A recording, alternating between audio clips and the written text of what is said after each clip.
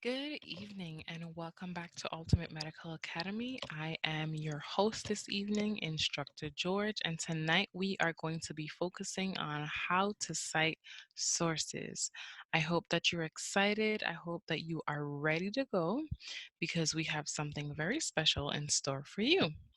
So I do know that, as we go through our programs and when we are in school, we run into different situations where we're asked to write papers, reports, essays, and usually there's always that component of you have to cite a source or you have to share where you got your information from, your resources.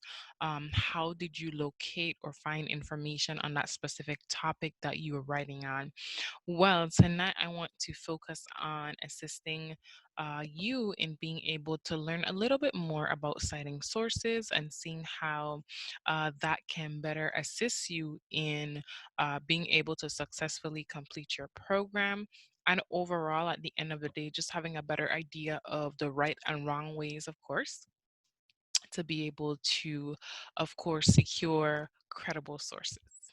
All right, so tonight we are going to be focusing on uh, what a citation actually is, the purpose of a citation, different types of citations that are out there, sources versus credible sources, and then, of course, how do you know if you have a credible source? I do think that tonight is going to be really interesting. I do think that this is a pain point for many students.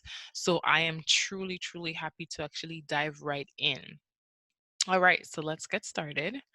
So, a citation is basically material that is actually included in your writing from another source that supports what you have to say. When we think about citations, we need to think about the idea of information that we don't currently have from ourselves in our brains, our experiences, right? And we want to gather that information from a different place, right?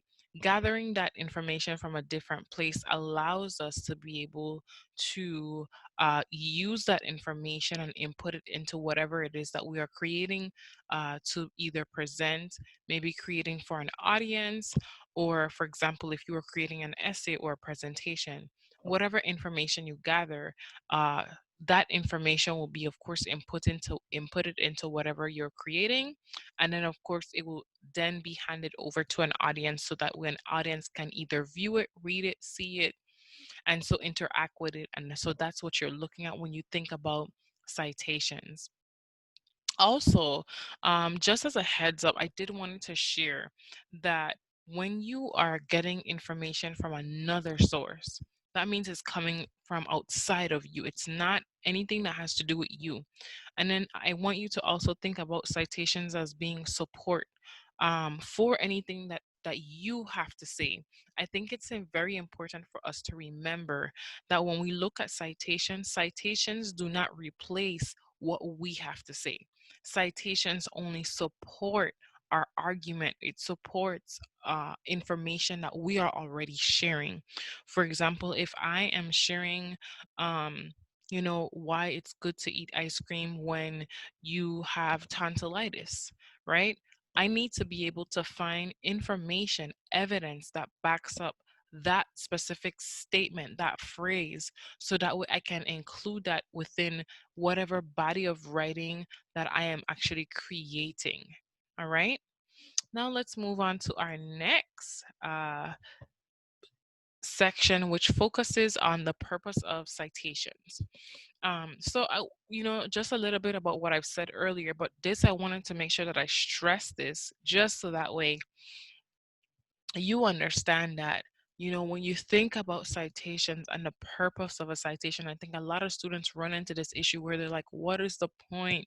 Why do we have to do this all the time? Why are they asking us for this? Why are they expecting us to do this? Well, as you increase or as you advance in your education, you have to be able to prove some type of credibility, some type of evidence that you are growing academically, um, as well as professionally.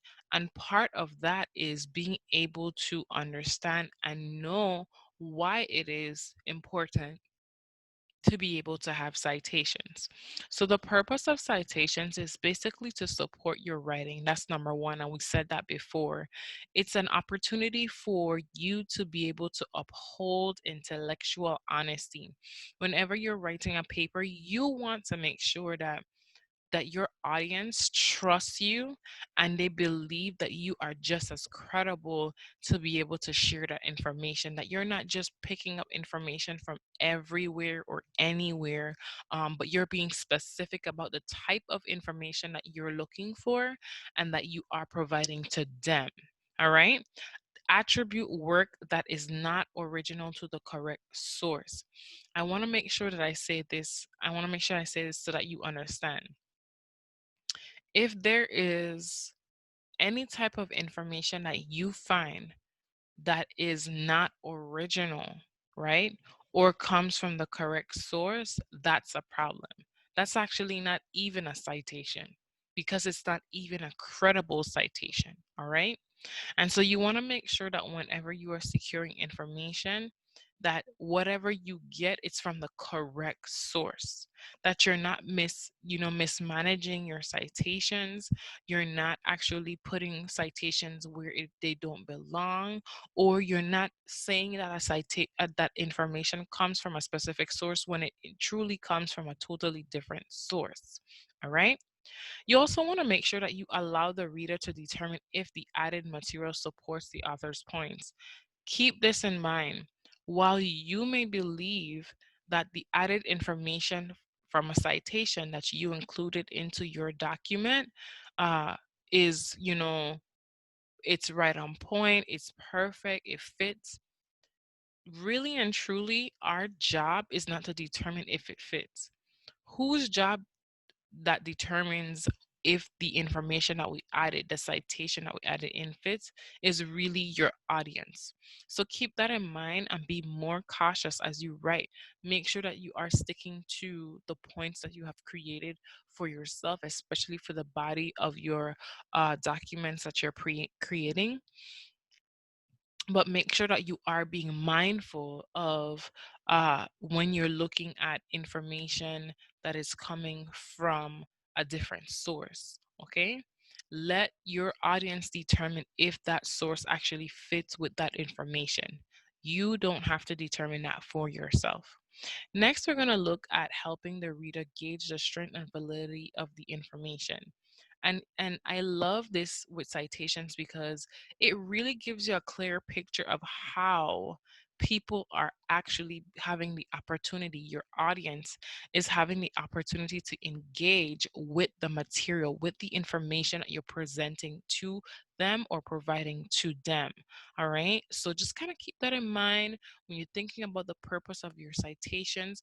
Understand that there is purpose that supports why that citation must be in place.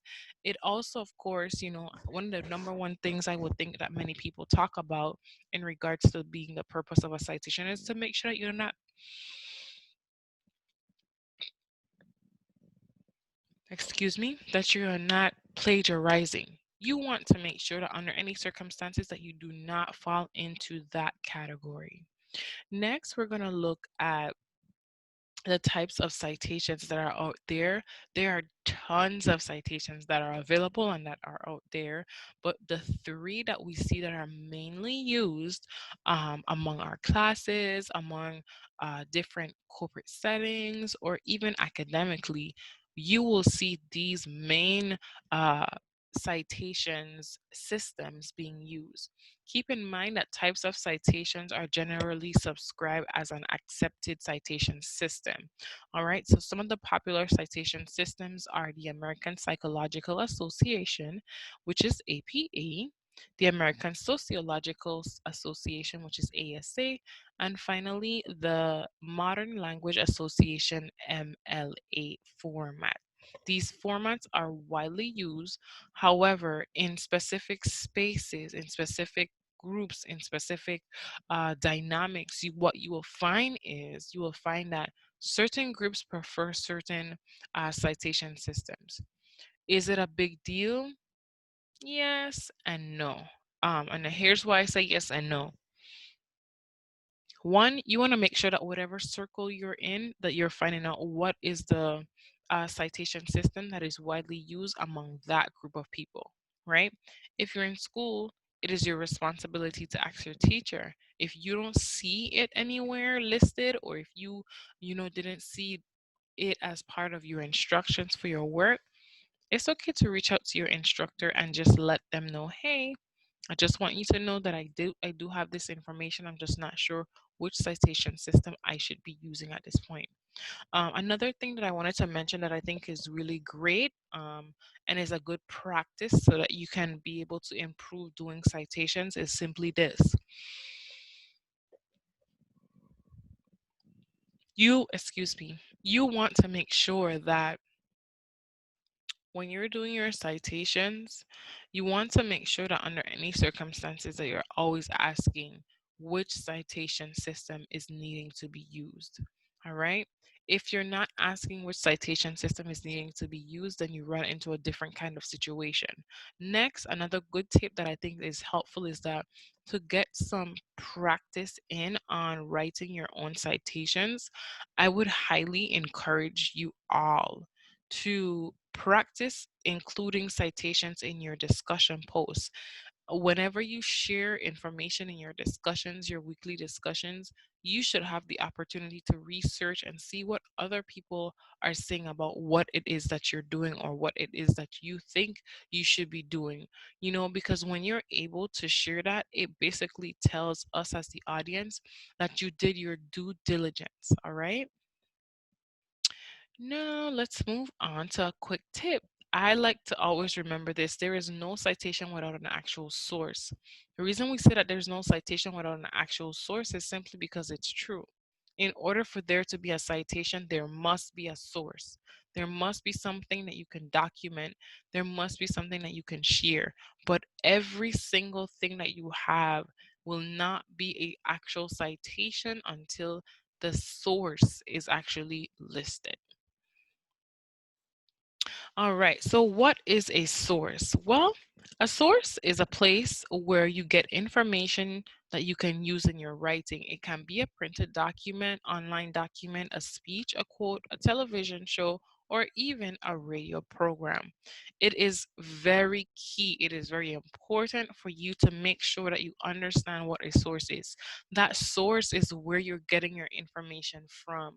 That source is basically saying, hey, because I have this, you can have it. But you have to promise me that you're going to at least give me a few kudos about the fact that you were able to use my work and it helped you. And so that's what a source actually is. All right, so a quick tip for you is that the best sources are sources that allows the reader to go back and verify for themselves the information. Love that. Okay, I'm going to say that one more time. The best sources are sources that allows the reader to go back and verify for themselves the information.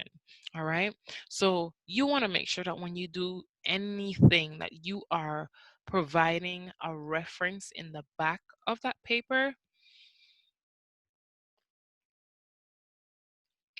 because that reference will allow the audience and the reader to be able to go back and simply say, hey, you know, unfortunately, I need to verify this information. So I'm going to go back and check on it myself.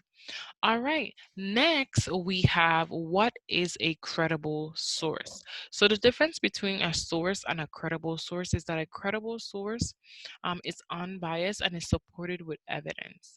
Any type of source that you see that is credible will always be backed up with evidence. It will always have information that you need to refer back to the sources that they use, what they use, how they used it, and when they used it.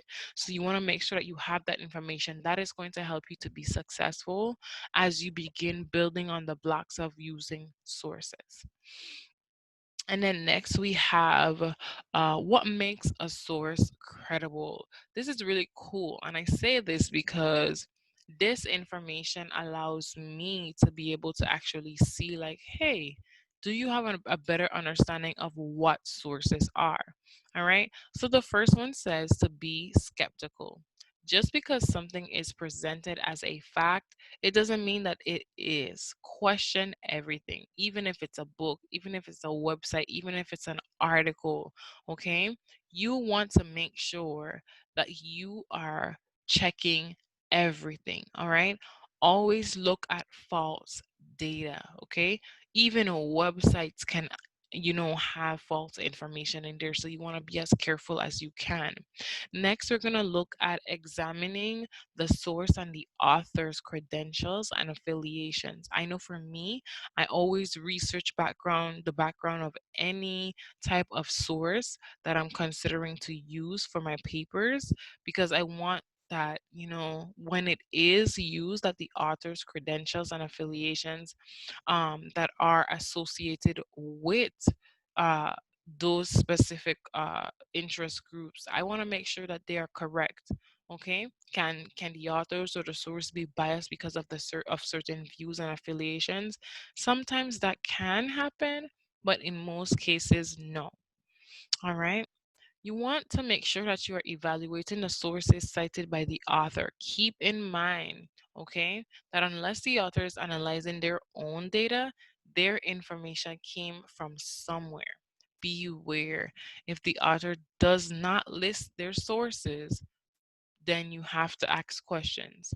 Always review the sources that are listed and then make sure they stand up to the scrutiny of exactly what it is that your school may or may not be looking for. Make sure that the source is up to date, and make sure that whatever is due, or whatever is needing to be done, whether it is for the following day, you want to make sure that your child is able to get that information. Okay. Now, due to the spread of technology moves, I do believe that the tablets may go out of date quickly, but they are asking us to um, make sure that the information that we are providing is relevant and is true. All right. And then we're going to move on to the next, which is checking all the endorsements and the reviews that the source received. Now, you can read reviews of books printed on them or on the websites of any online retailer, and then you can find different reviews on those things to find out, like, is this even a larger reputable website? Is this even information that is accurate? Okay, some smaller sources like journals and articles might not have reviews readily available, but you can check if the author is reputable. All right. Next, we said check if the publisher of the source is reputable. Again, checking to see if the publisher of the source is reputable. That talks about having a large publisher or reputable magazine and journal that basically is reviewed thoroughly and looked into for facts or information, unfortunately, that they may have missed when they were distributing, which really makes the sources pretty safe. Next, you want to look at making sure that the source does not use loaded or vague terms to support itself. When you look at that, you want to make sure that you are thinking about them being aware of sources that use vague terms, like recent recent studies, or many people believe, without backing up these claims with citations also.